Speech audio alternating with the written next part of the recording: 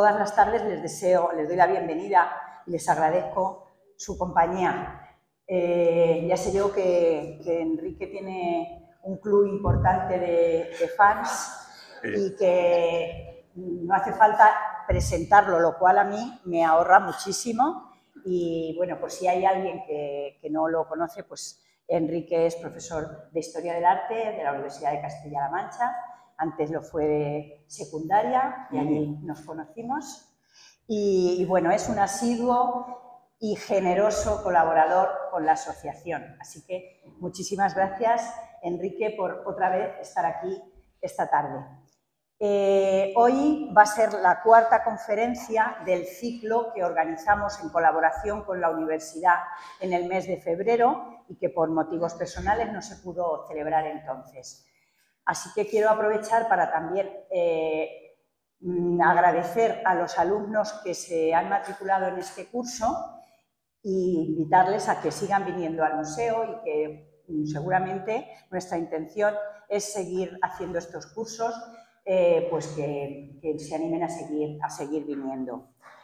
Les voy a pedir, por favor, como siempre, que confirmen que han apagado o que han silenciado los móviles. La conferencia se va a grabar, con lo cual luego es bastante incómodo para los que estamos aquí, para el ponente, desde luego, y para que luego salga. Así que si hacen el favor de comprobar que están en silencio y que no van a sonar tanto las llamadas como los WhatsApp, pues muchísimas gracias. Buenas tardes. En primer lugar, agradecer a la Asociación Amigos del Museo de la Merced el haberme invitado para formar parte de este ciclo, así como a los compañeros de la universidad que han querido o han tenido a bien el que yo también les hable hoy de la iconografía del mundo barroco. Me van a permitir una cosa, estoy asfixiado.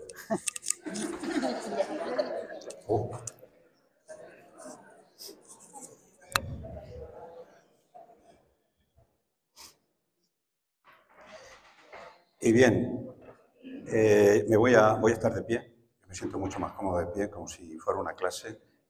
Prefiero moverme incluso aquí abajo, aunque siempre hay un problema con los apuntadores, ya que con estas pantallas pues realmente no se ven, así que tendremos que movernos un poco en plan manual.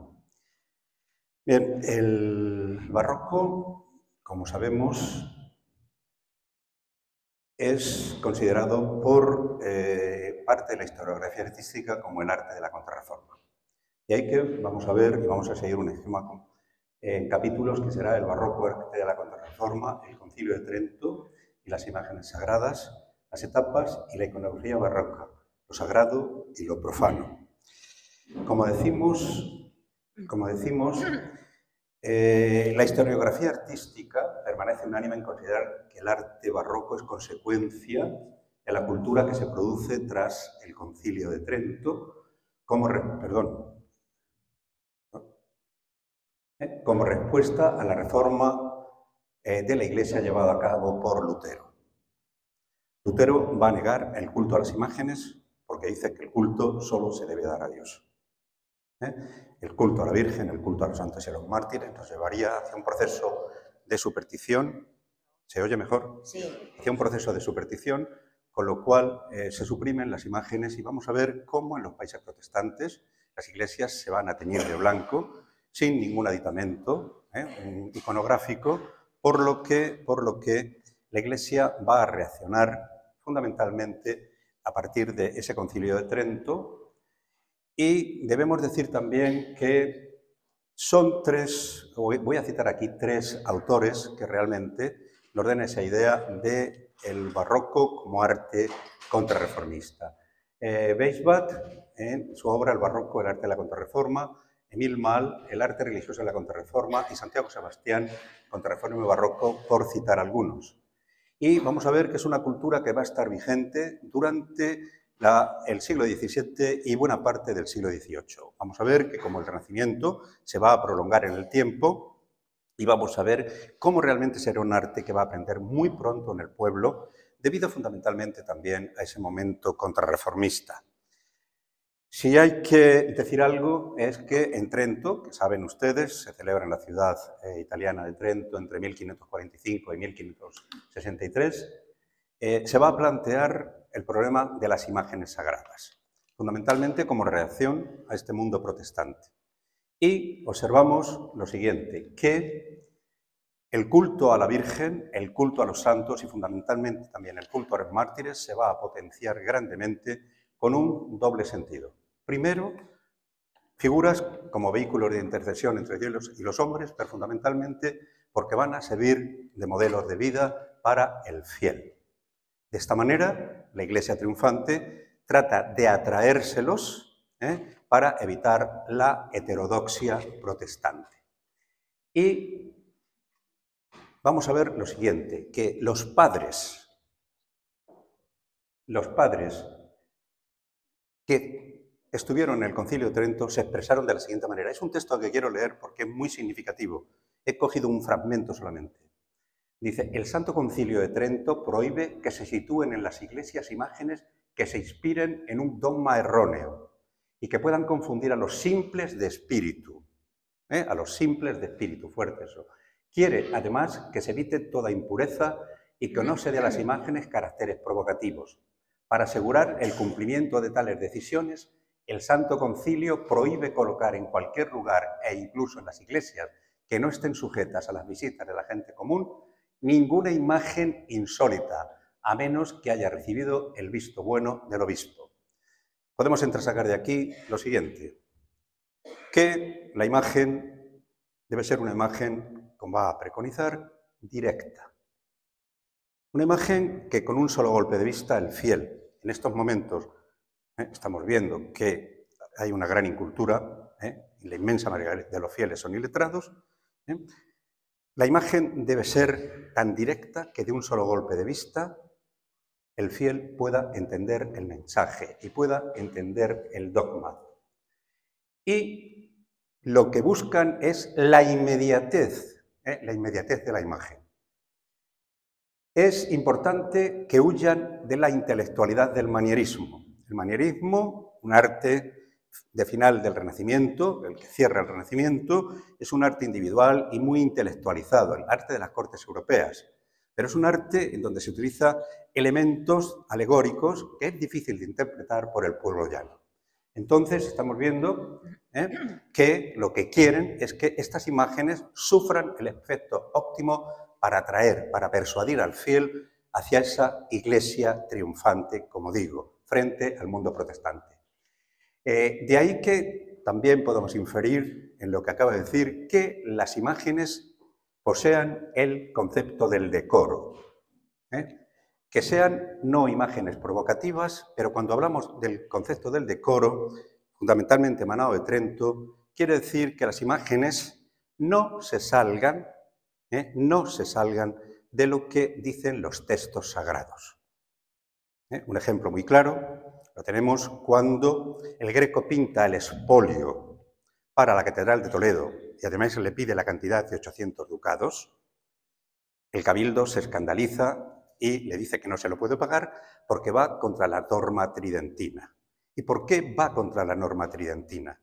Porque el Greco introduce en primer plano las tres Marías que, según la Biblia, no estuvieron en el momento que se subastó la túnica de Jesús.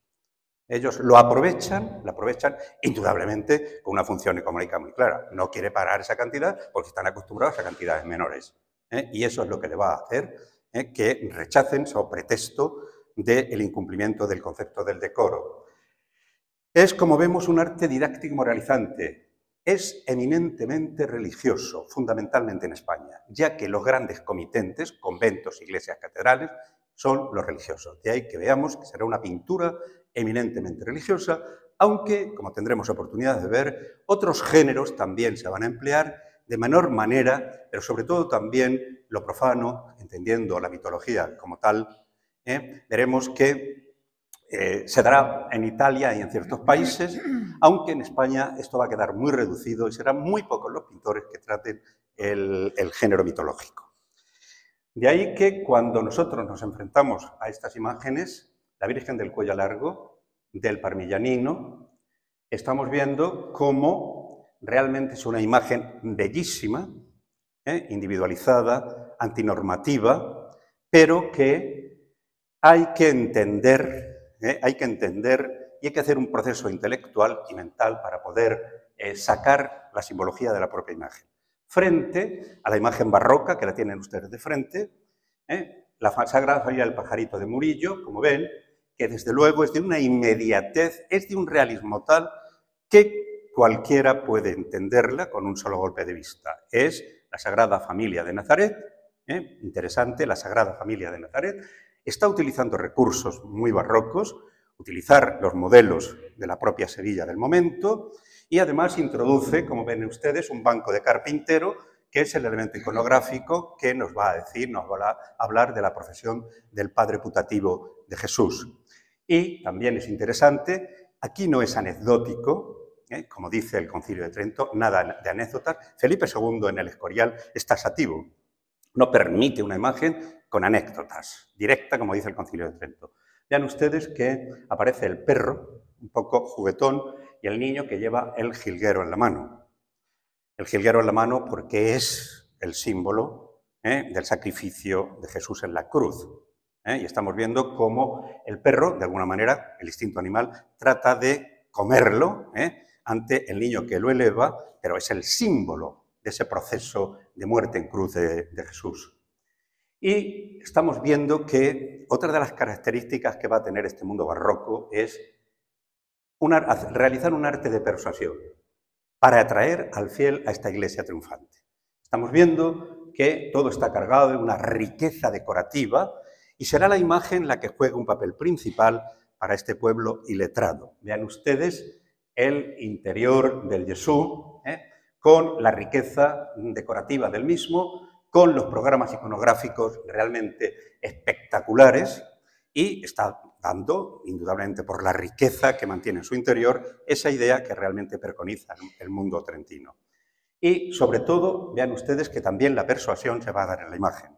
He puesto una imagen muy conocida por todos, que es el Jesús del Gran Poder de Juan de Mesa. Una imagen directa, y tan directa que en pleno siglo XXI, cuando se hace el besapiés, la gente llora. ¿Por qué? Porque emite una trascendencia que indudablemente la madera policromada, como vamos a ver, porque para marcar el realismo, fundamentalmente los escultores barrocos españoles utilizarán al policromador para dar ese punto final y sobre todo ese verismo a la imagen que vamos a ver prácticamente en toda nuestra escultura del mundo barroco. Vean el sentido de dolor, de sufrimiento, la sangre que se derrama por la corona de espinas y esa aceptación de amor por salvar al hombre del pecado original. El barroco es un arte eminentemente sensorial, es un arte que entra por los sentidos, esto es fundamental. Estamos viendo que la proliferación de imágenes, he puesto la iglesia de San Luis de los Franceses, uno de los grandes ejemplos de Leonardo de Figueroa, uno de los grandes ejemplos de arquitectura barroca contrarreformista de Leonardo de Figueroa, como he dicho. Vean ustedes que todo está medido, todo está estudiado. Desde el dorado de los retablos como símbolo del reflejo divino, la iconografía en torno al mundo jesuítico, ya que esto va a ser el noviciado de los jesuitas en Sevilla, hasta esa luz cenital que entra por la cúpula, y que, vamos a ver, muchas veces en ciertos días iluminan ciertas imágenes para producir ese efecto sensorial que pretende este mundo del barroco. Pero no es solo esto, no es solo esto. El fiel, cuando entra, se encuentra imbuido de la música, elemento principal, lo que entra por los oídos. De ahí que tengan la capilla, vean ustedes, esa arcada, donde están los músicos y los cantores, y también, piensen ustedes, el incienso que te envuelve y que te lleva o te eleva a un mundo superior. O sea, ese engranaje de persuasión, indudablemente, de control, si queréis, de la mente del fiel, está servido en este mundo del barroco.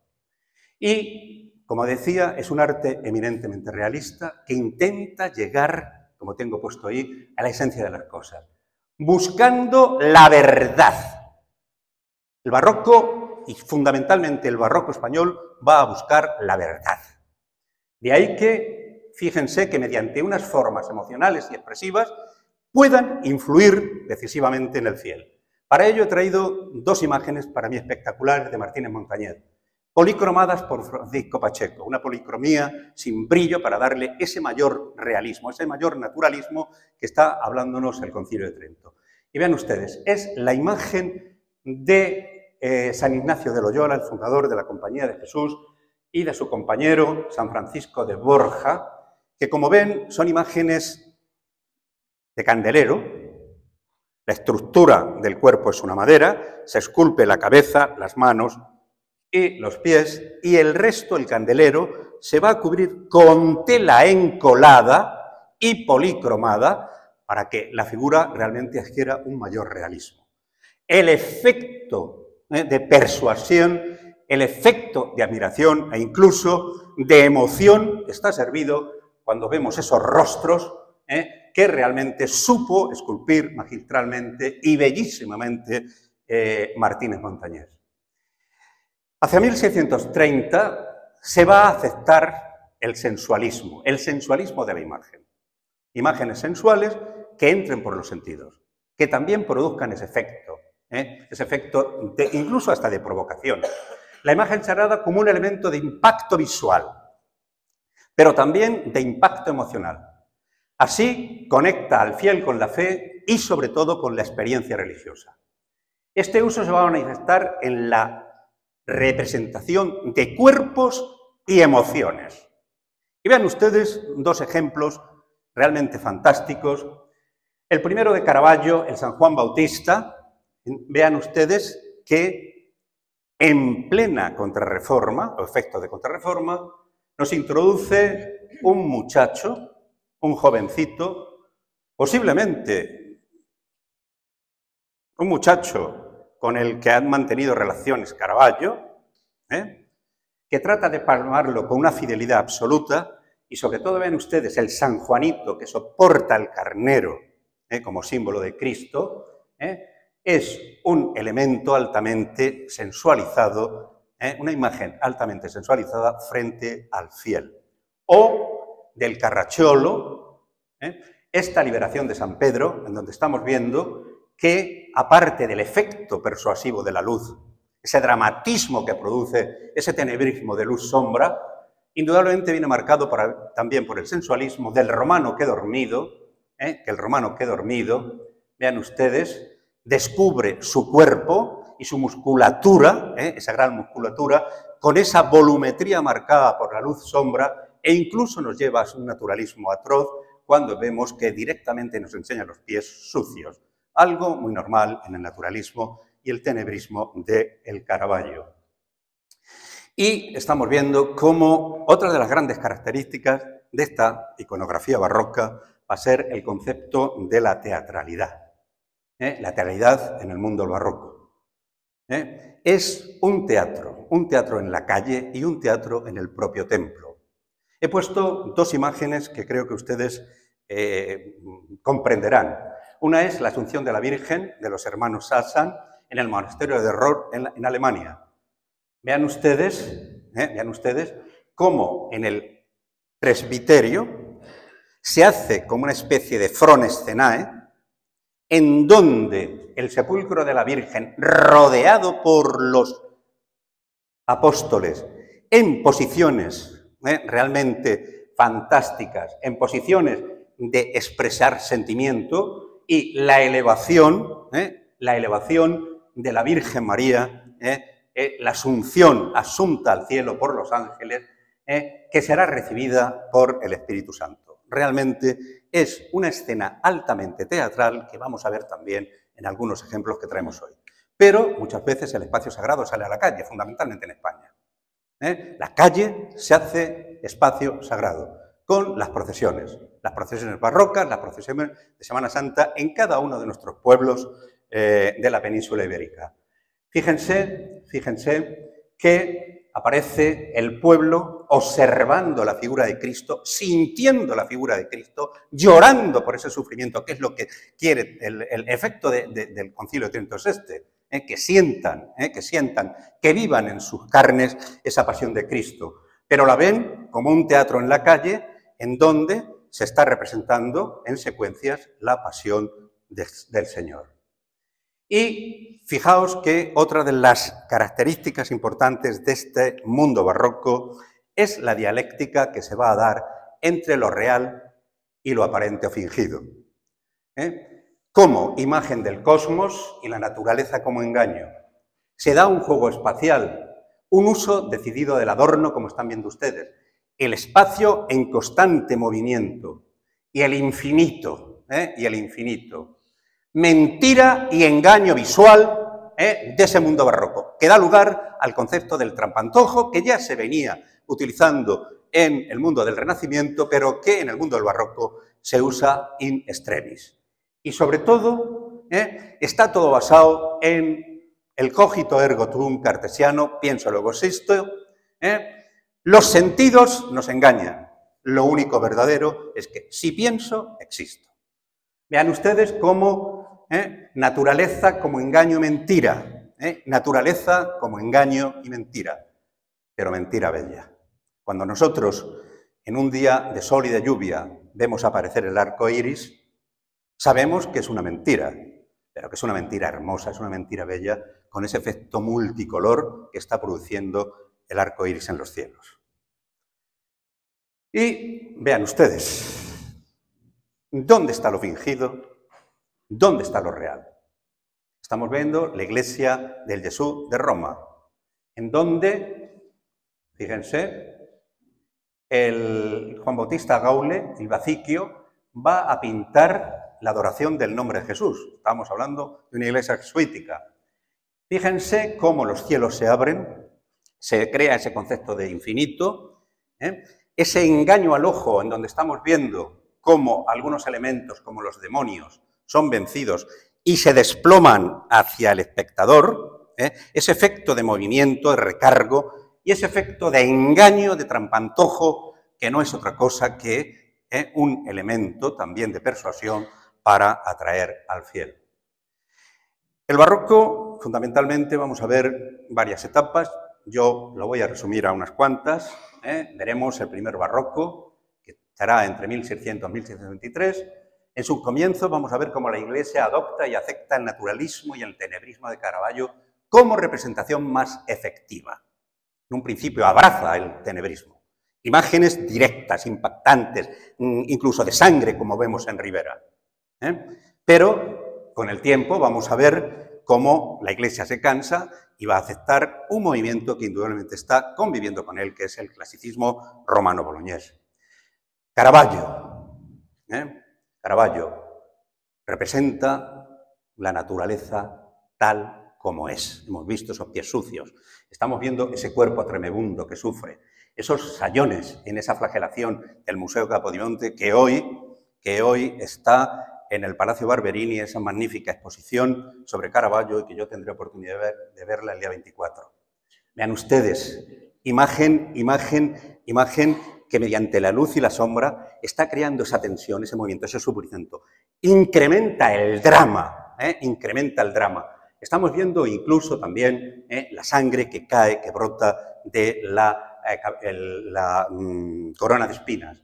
O, de José de Rivera, ese magnífico Calvario de la Collegiata d'Osuna, de 1618, en donde estamos viendo cómo el Cristo muerto y ese llanto y el sufrimiento de María, de San Juan y la Magdalena, que arrodillados a sus pies, contemplan cómo el Salvador muere, pero mediante acto de amor salvará al hombre del pecado original.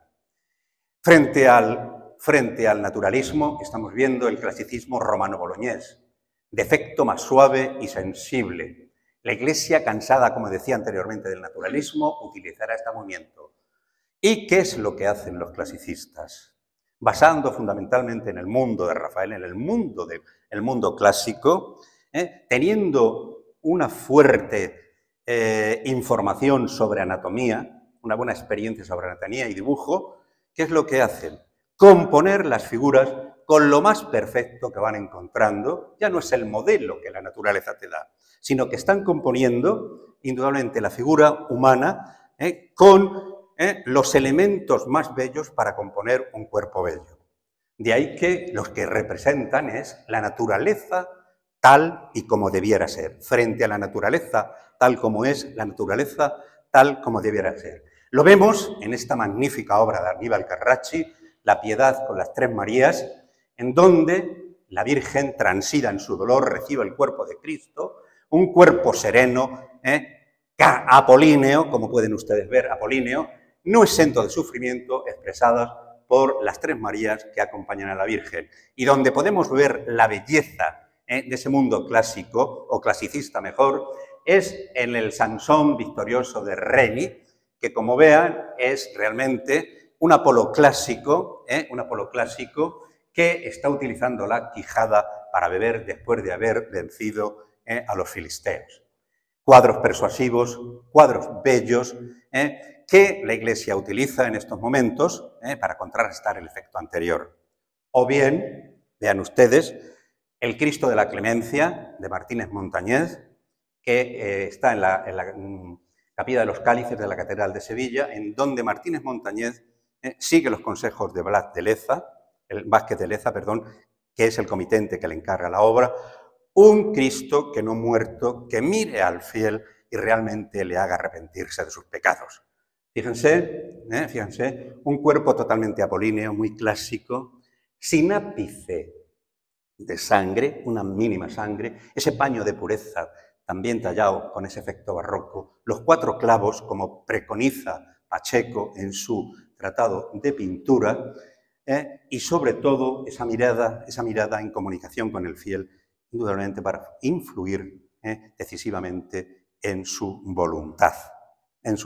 O de Gregorio Fernández, La Piedad de 1616, en donde estamos viendo ciertos efectos barrocos, sobre todo en la composición de los paños, el dolor de la Virgen, pero ese cuerpo también casi apolíneo que nos representa el escultor gallego. Y llegamos a un barroco pleno, en donde la pintura se mueve hacia el colorido neoveneciano, la suntuosidad, el lujo, el movimiento y la sensualidad.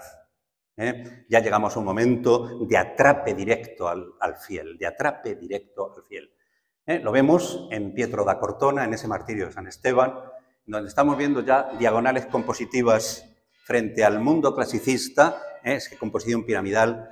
Estamos viendo diagonales compositivas que marcan el espacio, que marcan la perspectiva, rompiendo la perspectiva lineal del 480, y sobre todo, vean también San Longinos, que está en San Pedro del Vaticano, en donde es un cruce de diagonales compositivas en esa magnífica escultura, la lanza, los brazos en aspa del mismo, y sobre todo ya estamos viendo ese luz-sombra, ese contraste violento de luz-sombra para crear un efecto dramático de peso, de gravedad en la figura de San Longinos. O he puesto 2, la Inmaculada, un tema iconográfico que parte del mundo anterior, pero que va a ser fuertemente potenciado en el barroco, fundamentalmente por la monarquía de Felipe IV, consiguiendo un breve, ya que el dogma se dará en el siglo XIX. Estamos viendo ese Pedro Pablo Rubens, un barroco sensual, de colorido neoveneciano, de contraste violento entre las gamas cálidas, las gamas frías, con esos angelotes sensuales y esa Virgen en movimiento, esa Virgen apocalíptica, porque lleva las 12 estrellas sobre su cabeza y pisando la serpiente como nueva Eva. Y qué contraste entre Rubens y Murillo. Esa Inmaculada de Murillo, del Museo Nacional del Prado, donde Murillo lo que hace es utilizar modelos de la Sevilla del momento. Y como dice Pacheco, debe ser una niña adolescente que demuestre en su imagen la pureza de María. Y la vemos, fijaos, las manos recogidas en actitud orante, Estamos viendo la melena al viento, el paño al viento, el manto al viento azul, y va vestida con los atributos simbólicos de la misma. El manto azul y el manto blanco frente al manto rojo que la representaría como mujer. Es la mujer sin mácula, la Virgen sin mácula. El creciente lunar y los angelotes que de alguna manera con las palmas, con las azucenas van a enfatizar ese carácter de María sin mancha. Y llegamos a una etapa de esplendor, el barroco ilusionista. El barroco que está utilizando el mural, que está utilizando el trampantojo, que está utilizando el engaño al ojo hacia el espectador, con todas estas teorías que estamos viendo, incluso filosóficas. Es de Andrea Pozzo la apoteosis de San Ignacio, de la iglesia de San Ignacio de Roma. Si ustedes van a Roma, no dejen de ver esta iglesia porque sobrecoge. En donde estamos viendo ya ese engaño al ojo. El engaño al ojo lo estamos viendo en la cúpula. La cúpula es una cúpula plana, es un lienzo pintado, pero nos da la sensación de que realmente alcanza un espacio. Y, sobre todo, vean ustedes lo que es la bóveda del templo, en donde se confunde la arquitectura real con la arquitectura fingida.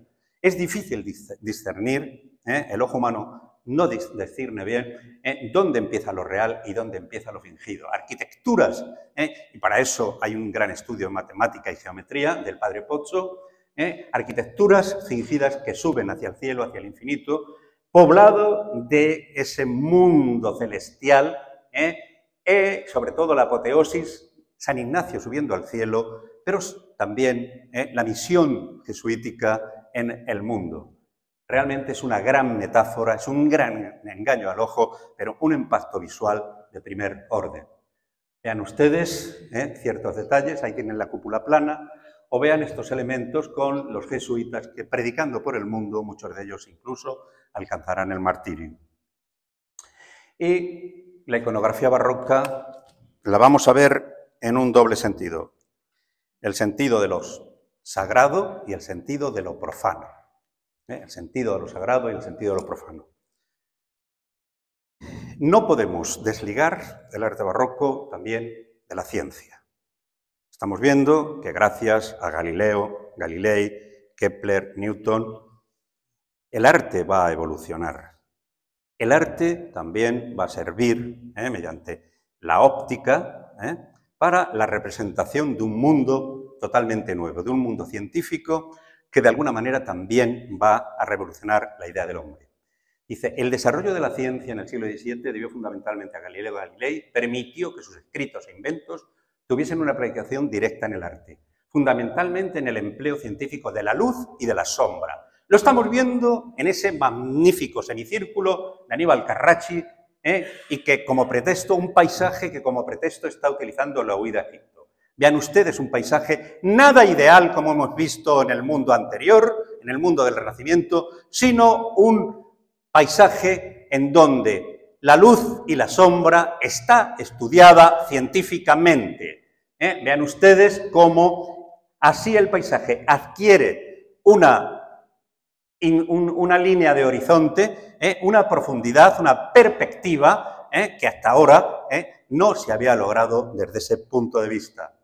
Pero también con la invención del telescopio. El telescopio revoluciona ese mundo, la forma de entender el mundo en el mundo del barroco.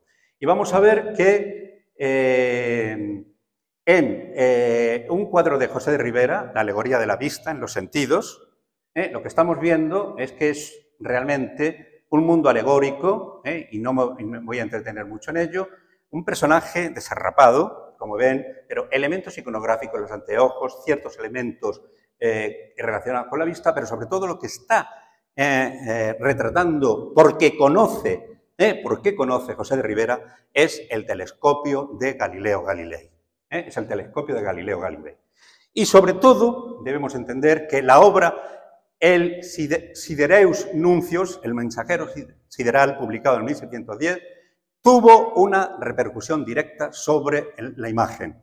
Vean ustedes cómo Ludovico Cardi il Cigoli va a pintar en Santa María la Mayor este mural en donde aparece la Virgen sobre un creciente lunar. Un creciente lunar. Esto nos puede parecer algo que ya hemos visto anteriormente, pero realmente nos llama la atención si nosotros nos introducimos mucho más en ese creciente lunar y estamos viendo cómo realmente representaron los cráteres, están viendo cómo representan los cráteres que han sido posibles gracias a la utilización del telescopio. Arte y ciencia íntimamente unidos. Y, sobre todo, el barroco va a producir una importante cultura visual. Una cultura visual que está preparando al hombre, no solamente para el dogma, sino sobre todo para sus planteamientos en cuanto al mundo de lo celeste. El mejor ejemplo lo tenemos en el Hospital de la Caridad de Sevilla, de Pedro Sánchez Falconete, erigido entre 1640 y 1670, pero sobre todo con una intención muy clara por parte de Miguel de Mañara, que escribe un texto en donde aquí es el lugar en el que literatura y arte están íntimamente unidos. El discurso de la verdad, un texto bellísimo, cortito pero bellísimo, que va a expresarse indudablemente en las imágenes que vamos a ver y en el mensaje que vamos a ver en ese Hospital de la Caridad.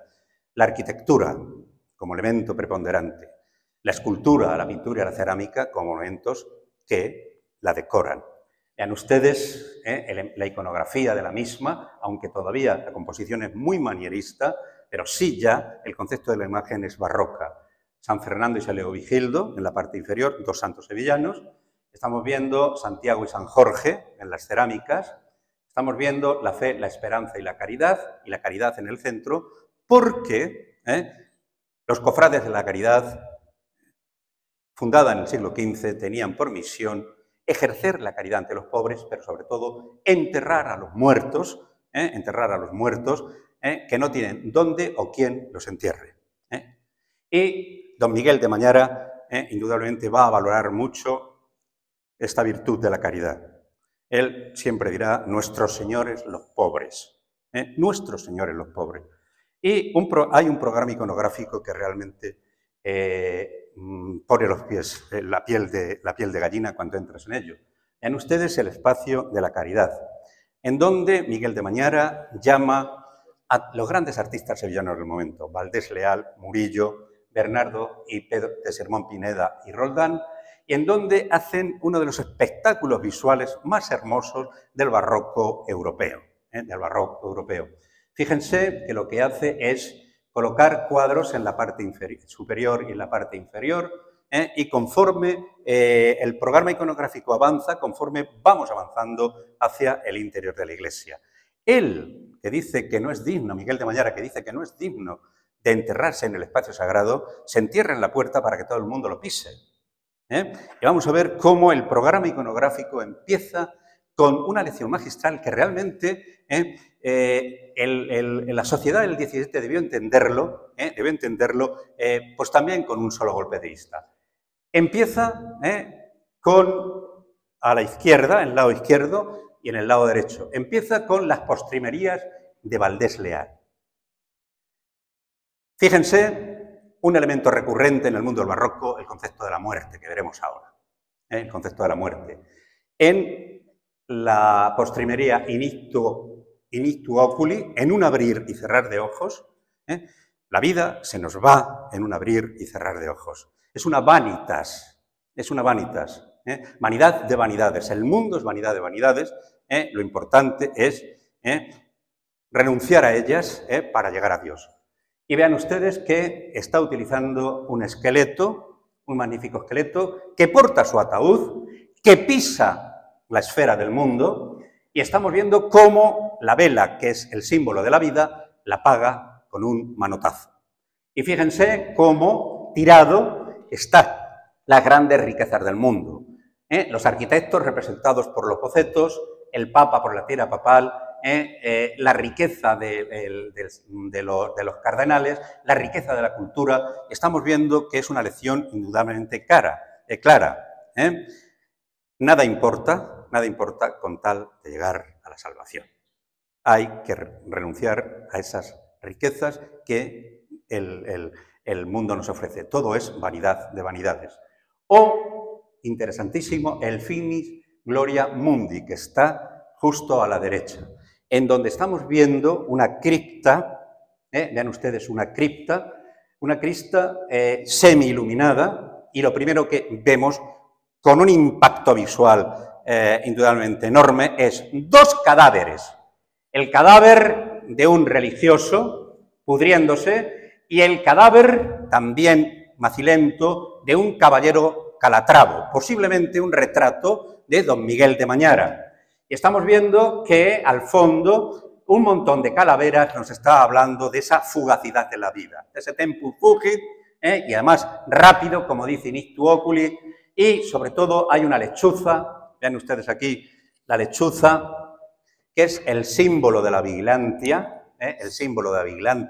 pero sobre todo es una mano, la mano de Jesús, con la llaga, y una balanza en la que aparecen, vean ustedes, los pecados, y en otro aparecen las bienaventuranzas, las cosas buenas. Para salvarse es una clara elección al fiel. Para salvarse no hay que hacer más, pero tampoco hay que hacer menos. Y esto continuaría en ese programa iconográfico, en esta cultura visual, con estas impresionantes obras de Murillo en el muro izquierdo, o lado del Evangelio. Lo que estamos viendo son pinturas, son copias, porque el mariscal Soult prácticamente arrasó con los Murillos de Sevilla y hoy están dispersos en diferentes museos y colecciones. Estamos viendo a Abraham y los tres ángeles. Abraham le ofrece su casa a los tres ángeles. Es una obra de misericordia, dar posada al peregrino, que va a llevar a cabo la hermandad. Después tenemos el regreso del hijo pródigo, el que le ha pedido a su padre el dinero y que una vez que lo ha derrochado vuelve y el padre lo viste con las mejores galas. Es la obra iconográfica de vestir al desnudo. Vean ustedes el programa iconográfico perfectamente estudiado por Miguel de Mañara. Después, en la parte inferior, vemos a San Juan de Dios con un enfermo. San Juan de Dios es el gran apóstol de la caridad. Estamos viendo cómo porta en su regazo un enfermo y es ayudado por un ángel. Y continuando ya hacia lo que sería el crucero, vemos el Moisés haciendo brotar el agua de la roca de Joreb. No es ni más ni menos que otra obra de caridad. Dar de beber al sediento. En el lado derecho de la epístola tenemos la curación del paralítico en la piscina de Betesda. Estamos viendo cómo Cristo cura al paralítico y le hace andar. Es otra de las obras de misericordia que imponen al fiel que penetra la caridad. Visitar y cuidar a los enfermos. Visitar y cuidar a los enfermos. Después vemos San Pedro liberado por el ángel. Magníficas pinturas. Es otra obra de misericordia, liberar al cautivo, liberar al cautivo. Y siguiendo, nos encontramos Santa Isabel de Hungría curando a los enfermos. Estamos viendo la reina de Hungría, Isabel, que cura a los enfermos y da todas sus riquezas para el pobre. Seguido de la multiplicación de los panes y los peces, también otra obra de misericordia, dar de comer al hambriento. Para terminar, en un espectáculo teatral. Ese magnífico retablo barroco de Bernardo Simón y Simón Pineda y Pedro Roldán, en donde voy a prescindir de la iconografía del retablo, que es riquísima, y me voy a centrar en el espectáculo que es el entierro de Cristo. Fíjense que como golpe final, la función que tiene la Hermandad de la Caridad, enterrar a los difuntos, que no tienen dónde o quién. Y fíjense que el centro, una gran talla, unas grandes tallas de Pedro Roldán, y donde realmente el entierro de Cristo está representado como si fuera un gran escenario. Desde abajo el fiel observa cómo Nicodemo y José de Arimatea introducen el cuerpo de Cristo, en el sepulcro. Un sirviente mantiene la lápida, como ven, en la parte derecha, mientras que las Marías y San Juan forman parte activo de este teatro. Y la Virgen, en el lateral izquierdo, está como ausente o como entrando en este sistema de representación. Es muy claro cómo esta cultura visual del mundo del barroco predispone al fiel que entra en ese hospital de la caridad a intentar hacer esas obras que Miguel de Mañara nos ha puesto de manera iconográfica perfecta. Lo que sí es importante también es recalcar que la iconografía del mundo del barroco tiene una gran repercusión en los ejercicios espirituales de San Ignacio, pero sobre todo su composición de lugar. San Ignacio nos recomienda y recomienda a todos sus seguidores que nos retiremos a un lugar apartado, oscuro, que mantengamos el sentido de la calavera, el concepto de la muerte, y meditemos e incluso realicemos un acto de sentir en nuestro propio cuerpo la flagelación de Cristo. Esa composición de lugar que nos lleva a imágenes devocionales, que yo las voy a poner aquí, incluso de devoción privada, las Vírgenes y los Cristos de 3/4, porque si no estaría horas y horas. Y vean ustedes también cómo el mundo contrarreformista va a ser llevado a cabo por San Carlos Borromeo. Creó una policía en Milán. Dio las instrucciones exactas para que no se salieran de lo que había propuesto el mundo de la contrarreforma, y lo llevó a rajatabla. Y vemos que para llevar a cabo esta cultura visual, los artistas tienen que recurrir a una serie de fuentes. Las principales fuentes son la Biblia, los apócrifos, la leyenda dorada de Santiago, he cometido un error, de Santiago de la Vorágine, pero sobre todo para la vida de los santos, para las hagiografías, aparecen los Flos Santorum, y que el que tuvo una especial influencia fue el del padre jesuita Pedro de Rivadeneira. No está exento, como vamos a ver sobre todo en las vanitas, la literatura emblemática, que en general fue muy utilizada en la cultura visual del barroco. Y la iconografía religiosa que ya vimos en el mundo anterior, vamos a ver cómo ahora la Iglesia va a potenciar estos elementos claves. El martirio de los santos, de los mártires.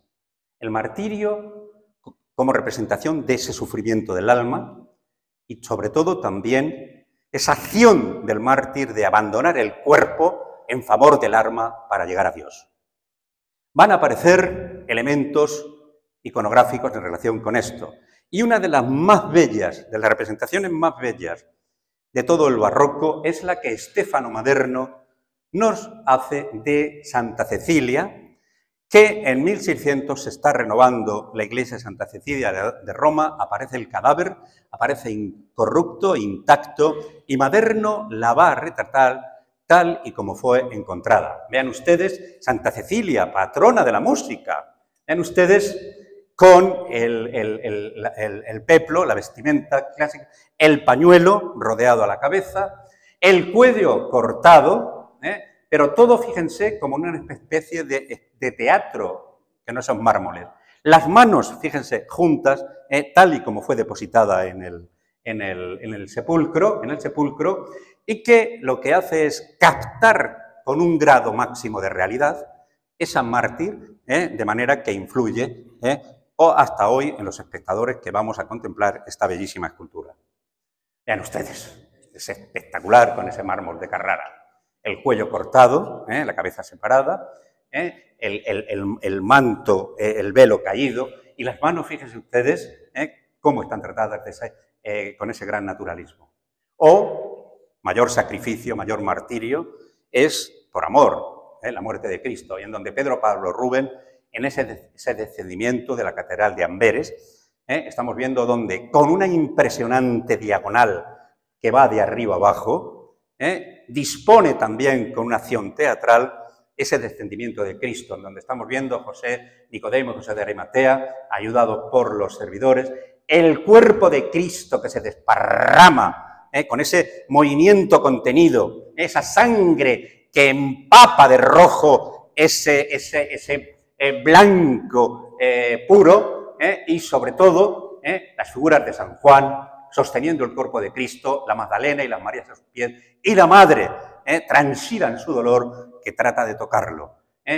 Una diagonal que crea esa profundidad, ese efecto perspectivo y sobre todo estamos viendo esa manera de entender con esa fidelidad el barroco, o también del propio Rubens, el martirio de San Andrés, de la Fundación Carlos Tambere, hoy está en el Prado de Madrid, en donde también a base de diagonales estamos viendo el apóstol Andrés crucificado en una cruz en aspa, el romano para dar fe de su martirio, y estamos viendo cómo crea una profundidad, algo que ya hizo también Roelas en el martirio de San Andrés, y en donde estamos viendo esas figuras que suplican ante el romano la muerte del apóstol y que sufren con intensidad y en sus carnes ese martirio. Para mí, una de las joyas de Murillo es este San Serapio español, que va a las cruzadas, que sirve en la Reconquista, que se hace mercedario para redimir cautivos y que va a redimir cautivos en África. Como no tiene el suficiente dinero, queda su persona en el pueblo sarraceno para que sea canjeado. Como no se consigue la cantidad, es martirizado, se le va a sacar los intestinos, se le va a cortar en pedazos y, por tanto, se convierte en uno de los mártires o protomártires de esta orden mercedaria. Fíjense el martirio cómo lo representa Zurbarán, con ese tenebrismo, con ese claroscuro maravilloso, con la cartela en trampantojo, el santo transido, atado, con el hábito mercedario, en donde las telas, están viendo ustedes, podemos palpar en esa caída, en esa gravedad, la calidad textil de la misma, y sobre todo ese claroscuro que marca el dramatismo de la acción, y ese San Serapio que semidormido o semimuerto, indudablemente nos representa esa aceptación del martirio como abandono del cuerpo en favor del alma. Un mensaje directo al fiel. Para mí, también otro de los más bellos de Caravaggio es la decapitación de San Juan Bautista en una cárcel lóbrega, cárcel que él ya conocía, experiencias personales de Caravaggio, en donde estamos viendo en el patio, con este impresionante ventanal en donde compañeros están viendo realmente la degollación del Bautista, y el verdugo, que va a cortar la cabeza para entregarla a Salomé.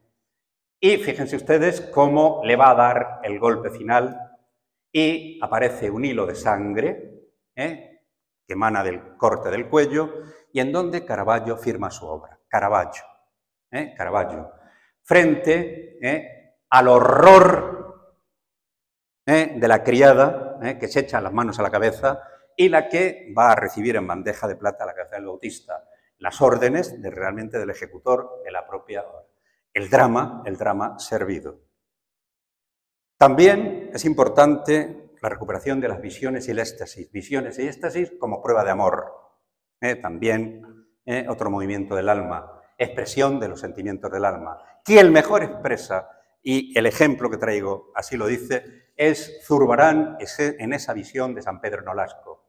Vean que no necesita nada para crear ese efecto perspectivo.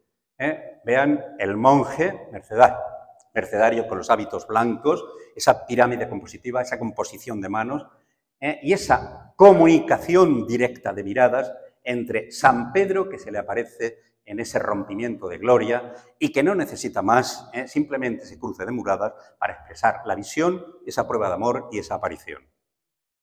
Y llegamos a un momento clave en la escultura, es la construcción de la capilla Cornaro por parte de Bernini en la iglesia de Santa María de la Victoria, una iglesia carmelita de Roma, en donde el cardenal Cornaro, hijo del Dux de Venecia, erige una capilla funeraria y en donde Bernini va a llevar a cabo su idea del arte, el concepto del bel composto berniniano, la integración de las artes, arquitectura, escultura y pintura, ese mundo feliz del barroco, con un efecto visual realmente transformador. Vean ustedes el cuadro en donde estamos viendo la ventana de la capilla Cornaro, y donde un magnífico trampantojo, unos ángeles, retiran la cortina para que entre la luz e ilumine y haga trascendente esa visión o ese éxtasis de la santa. Fíjense que después tenemos también algo interesante, el retablo, un retablo concebido como un gran escenario barroco, en donde se va a dar el éxtasis de Santa Teresa. Pero sobre todo va a aparecer también, con ese sentido de teatralidad, dos palcos laterales en donde la familia Cornaro, todos muertos menos uno, está presente para dar fe del éxtasis de Santa Teresa. Porque para que un éxtasis realmente sea efectivo, tiene que haber alguien que realmente dé fe. Esto está basado en la estampa, el grabado que hizo Adrián Collaert en 1613, cuando la beatificación de la santa. Fíjense que lo que va a representar es la comunión, en la levitación de la santa al recibir la comunión en manos del obispo de Ávila. Vean ustedes que es el referente para la capilla, y en donde estamos viendo unos testigos desde la ventana, ven realmente la levitación de la santa, y ellos van a dar fe para esa beatificación. Vean en la imagen de abajo cómo hay una correspondencia visual y formativa entre la estampa y realmente la escena. Y sobre todo el gran grupo escultórico en mármol de Carrara del éxtasis de Santa Teresa.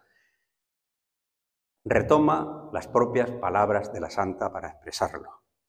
No, me hubiese gustado leerlo porque el texto es maravilloso, pero llevaríamos mucho tiempo y ya estoy llegando a la hora. Fíjense ustedes cómo en una nube, en donde está tratando Bernini la materia con un sentido de lo duro, lo veremos luego después, la santa transida, en ese arrebó, en esa penetración del dardo, esas ropas perfectamente labradas, perfectamente trabajadas, esa dureza de piedra, ese contraste entre la blandura de las carnes, pero sobre todo vean ustedes en ese arrebó el pie tembloroso de la santa o la mano que cae en aras de esa comunicación con Cristo. Y nada más bello, y la luz, bueno, la luz que cae, luz natural, hoy representada también por esos efectos dorados. Vean ustedes, el efecto es realmente la complacencia del ángel Cupido y el rostro de la mujer transida por el amor de Dios. La muerte, otro elemento iconográfico propio del mundo del barroco.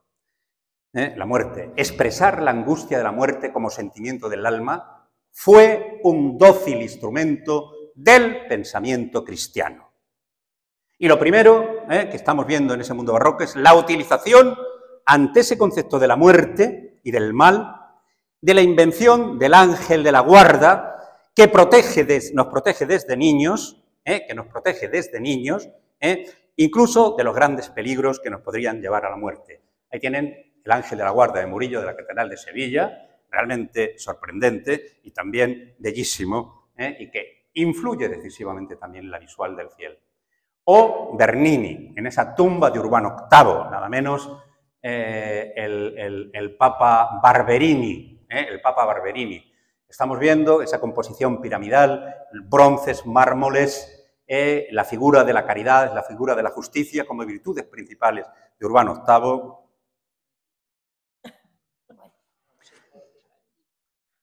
Y, sobre todo, muy presente en el sepulcro el concepto de la muerte. El esqueleto siempre presente para hablarnos de ese concepto del tempus fugit. O de un paisano nuestro, de Pedro de Camporvín, nacido en Almagro, el caballero y la muerte. El caballero que va a requebrar a una doncella y observa que tras ello está el esqueleto, está la muerte. El recordatorio que la muerte la llevamos detrás, frente a las vanidades del mundo, frente a las vanidades del mundo. O, procesionando por Sevilla, este impresionante triunfo sobre la muerte, conocido también con el nombre de la Canina, de la Hermandad del Santo Entierro de Sevilla. Un esqueleto sentado sobre el mundo, pensativo, meditativo, que está retomado de las postrimerías de Valdés Leal, es un recordatorio no solamente de ese tempus fugit, sino también del triunfo de la vida sobre la muerte, en el sacrificio de Cristo. Y elemento especial es el arte en los países protestantes. Los países protestantes no tienen imágenes, por tanto, hay una ausencia total de iconografía religiosa. Sí hay una burguesía, potente burguesía, por ejemplo, los Países Bajos, Ámsterdam. La burguesía urbana se complace en su imagen y en la de su entorno, requiriendo otros géneros.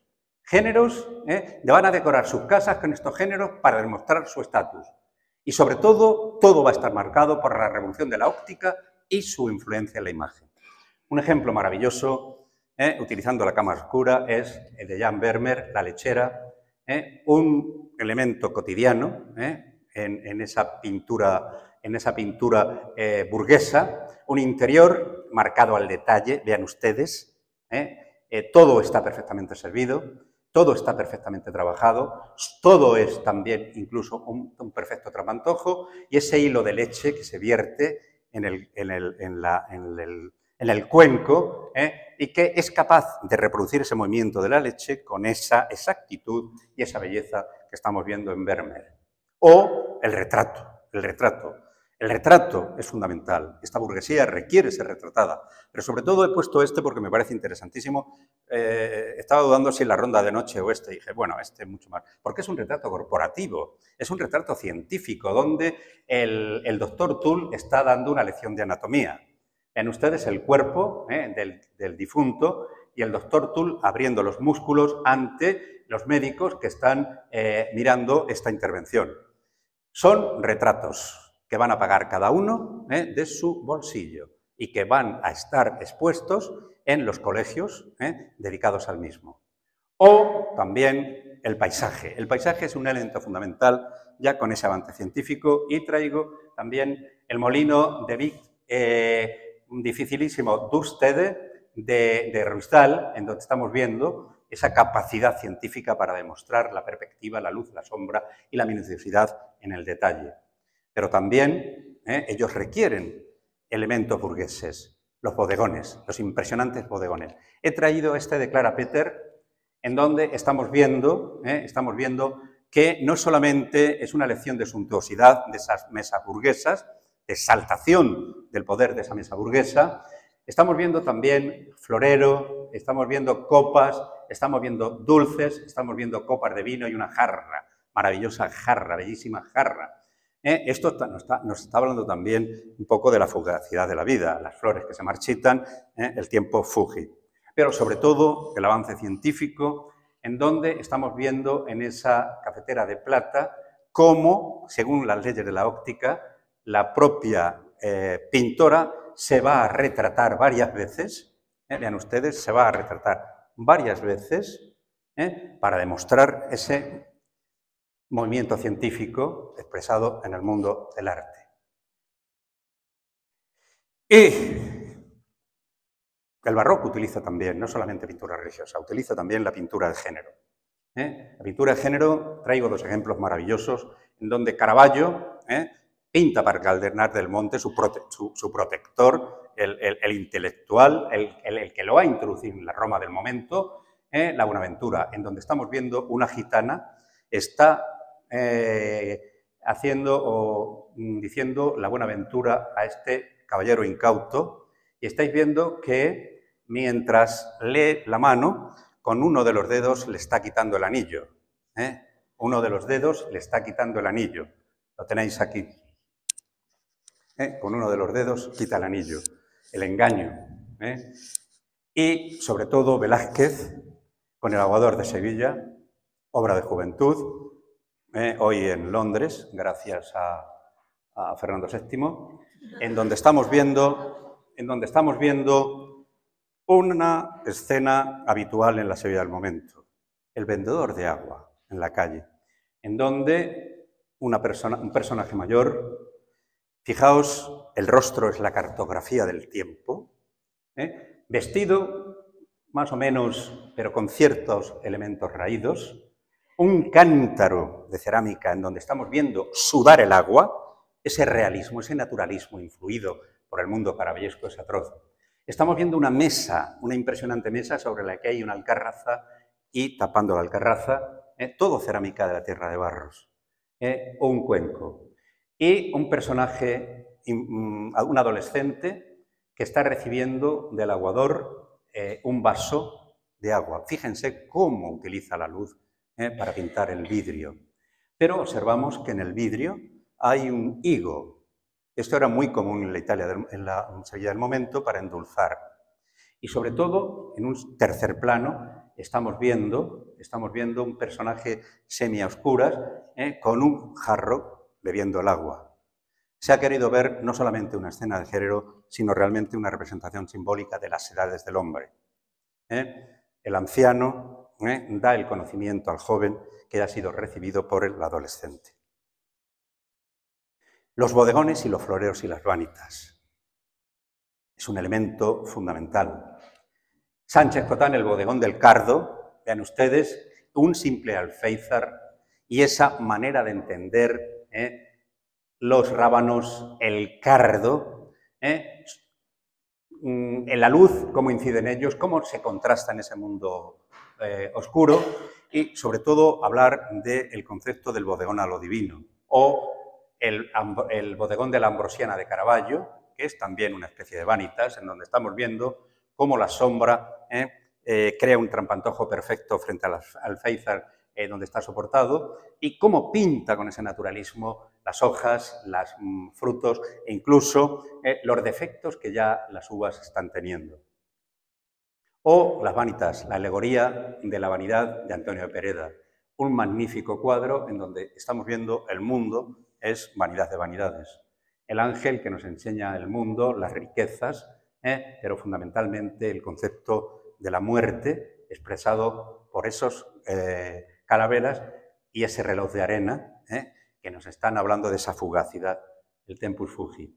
El paisaje, puesto este que me parece fantástico, que Rivera pinta para la Casa de Alba, en donde volvemos a ver ese concepto científico de la luz-sombra, de la perspectiva, esa belleza indudablemente que resplandece de esa luz del paisaje de Rivera, o de Claudio de Lorena, un paisaje para introducir una figura, o una figura para introducir un paisaje, Santa María de Cervelló. En ustedes también ese concepto científico de la misma, esa belleza y esas diopsias de luz-sombra que nos dan ese rigor científico en la propia pintura. El retrato es muy común, voy a ir muy deprisa, el retrato. El retrato que Bernini hacía a Luis XIV es la representación exacta del poder absoluto. Vean ustedes el Rey Sol, perfectamente representado, con esa altivez de los Borbones, y vean ustedes el cabello totalmente trabajado en zonas de luz y de sombra, que hacen de uno de los retratos más bellos de la escultura barroca. Para mí, no podría dejar de traer el magnífico Inocencio X de Velázquez, una sinfonía de rojos y blancos, una paleta reducida de rojos y blancos. Vean ustedes el Papa, cuando el Papa vio el retrato dijo troppo vero, demasiado veraz. Es el reflejo fiel de una psicología que los puede ver en el rostro, el Doria Pamphili, el Inocencio X, pero vean ustedes el sillón de rojo, la muceta de rojo, el birrete de rojo, pero sobre todo vean las calidades de las telas perfectamente expresadas, con esa pincelada suelta, superpuesta de Velázquez, que lo hace uno de los grandes de la pintura barroca. Y el retrato, demasiado veraz. Y la mitología, entramos ya en el mundo de lo sagrado. Traigo pocas piezas, pero bellísimas. los frescos del Palacio Farnesio que va a pintar Aníbal Carracci con motivo del casamiento de Ranuccio Farnesio con la Aldobrandini, la sobrina del Papa. Van a colocar su colección de escultura antigua, pero sobre todo van a pintar los dioses de la antigüedad y todo va a ser un canto al amor, todo va a ser un canto al amor, tratando de hablar del amor sagrado, pero también del amor profano. Vean ustedes que en el recuadro central está el triunfo de Baco y Ariadna. Baco, realmente un desnudo espectacular, la naturaleza tal como debiera ser, los Carracci, coronado con pámpanos, en su carro tirado por panteras, y Ariadna, que va a ser coronada con estrellas de diamante para ser introducida en el mundo del Olimpo, y vean ustedes como un cortejo, la alegría de la vida, que vamos a ver también en Rubens, la alegría de la vida. Sátiros, el dios Pan en el burro, ninfas y cupidos entremezclados en esa belleza, que desde luego también es otro discurso visual en torno al mundo amoroso que se basa en los textos de Agucci. Y Bernini también trata la mitología, en las primeras obras, en el grupo borgesiano. El rapto de Proserpina. Proserpina, hija de Ceres, es raptada por Plutón y la va a llevar con él a los infiernos. Vean ustedes, una especie de serpentinata muy miguelangelesca. Ella trata de defenderse, empuja el rostro de Plutón y él la va a captar para que no se escape, pero fíjense ustedes el tratamiento que hace de materia dura a materia blanda. Fíjense ustedes cómo los dedos de Plutón, para asirla, para contenerla, se introducen en la carne y produce ese efecto óptico brutal y barroco. O el bellísimo de Bernini, Apolo y Damne. El dios Apolo, atravesado por las flechas de Cupido, se enamora de Damne, hija del rey Alfeo, la trata de perseguir con un afecto lujurioso y ella le pide a su padre, el dios Alfeo, el río Alfeo, que lo salve y se transforma en un laurel. Fíjense el mito, con qué delicadeza está expresado. O la Vía Láctea de Rubens, estamos viendo cómo se tratan estos elementos. Hércules, hijo de Zeus y de la mortal Admene, engañada cuando su marido está en la guerra, es Zeus, que lo tenéis allí escondido con el rayo como elemento iconográfico, le dice que era su mujer amamante a Hércules, que ha quedado sin madre. Al enterarse de que es fruto del engaño, ella aparta al niño, como están ustedes viendo, y la leche que sale forma la Vía Láctea. El mito frente a la ciencia. O, para terminar, esta impresionante obra de Velázquez. Velázquez rompe el concepto heroico de la mitología. Humaniza sus personajes tal y como vemos en la Fragua de Vulcano o en el Marte sentado en la cama. Pero sobre todo, donde Velázquez da un golpe de tuerca con un concepto de metapintura, que lo vamos a ver ahora, es en la fábula de Aracne, como se conoció o como vulgarmente se llama Las hilanderas. Un cuadro enigmático al que se le ha dado muchas interpretaciones, pero que en definitiva, yo siguiendo también a Santiago Sebastián, me quedaré con esto. El cuadro en el siglo XVIII, fíjense, era de este tamaño, pero fue añadido para hacer pandán. Hoy en el Prado ya lo vemos así. Mucho más interesante porque, si os dais cuenta, la escalera aquí ya tiene un sentido. De la otra manera, ¿dónde se apoya? Y va a representar la fábula de Aracne. Y lo va a hacer en dos registros, el registro inferior y en el registro superior. En el registro superior, en un espacio Se dice que es la fábrica de tapices de Santa Isabel, imposible, en esta época no se había fundado, Es, fijaos, una estancia palatina que entra la luz por la parte superior izquierda, creando esa atmósfera. Lo que Velázquez y Rembrandt hacen de una manera espectacular es esa perspectiva aérea, la consecución del aire, como vamos a tener, del espacio, como vamos a tener oportunidad de ver en las meninas, que la he omitido, y sí en las hilanderas. Fíjense que lo que estamos viendo es el momento en el que la diosa Atenea va a castigar a la mortal Aracne, tejedora y que presume ante la diosa de las artes, de ser la mejor tejedora de Grecia. Entonces, la reta y un concurso para elegir el mejor tapiz. Ariadna, atrevida, va a tejer un cuadro con los pecados de su padre, el Rapto de Europa. Rapto de Europa, pecado de su padre, digo pecado de su padre porque todo lo que hace son violaciones. Europa le da a todas, a Ganimedes incluso, el jovencito Ganimedes.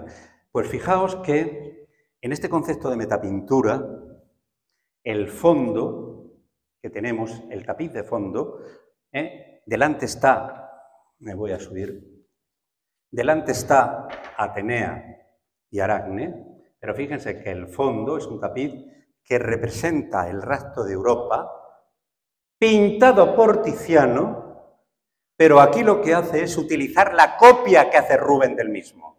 El concepto de metapintura está servido. Y fíjense que realmente es brutal cómo utiliza este concepto para repetir lo que vamos a ver ahora, y en donde la diosa Atenea, ante la osadía de Aracne, la va a castigar convirtiéndola en araña para que teja eternamente su... Y bien, es el momento en el que Alza se acompaña de tres mujeres. Una lleva un violón, vean ustedes, está pendiente de cuanto acontece en la sala. Esta mira hacia el espectador, nos atrae con la mirada hacia el dentro del cuadro. Están perfectamente vestidas y son figuras de una gran dificultad iconográfica. ¿A quién ha querido ver las musas? ¿A quién ha querido ver las musas? La representación de tres musas. Y sobre todo en esta, la de la música, lleva un violón y es una clara alusión también al concepto de la picadura de la araña. Ustedes saben que había una creencia en el mundo antiguo, incluso en el 19 se siguen haciendo, se dice que la picadura de la araña se cura con la música. De ahí que se inventaran las tarantelas. En Almagro tenemos unos grandes compositores de tarantelas en el 18 y 19. Entonces, fíjense que es una clara alusión a esa salvar la picadura de la araña, en sentido de Aracne, y también tenemos una parte inferior. Fíjense la luz como está recogida allí. Una parte inferior en donde estamos viendo una anciana tejiendo en la rueca, una joven devanando. Fíjense en la posición de las figuras, que es un claro homenaje a Miguel Ángel. Son dos ignudi de la Sistina travestidos. Es una copia fiel de los ignudi, no los he traído porque nos llevaría horas. Y fíjense también cómo aparece el gato, la borra, la lana, otra que está recogiendo, la que aparta la cortina para que sea visto como una especie de teatro, y la que trae la lana para ser devanada. Vean también los ovillos en la propia...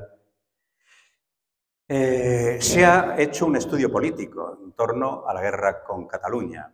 A mí eso me parece mucho más atrevido. Yo no llegaría a ese punto. Pero lo que sí es claro es que Velázquez, en esta metapintura, está utilizando, y es una lección directa para hablarnos de la liberalidad de la pintura, frente al mundo de lo manual.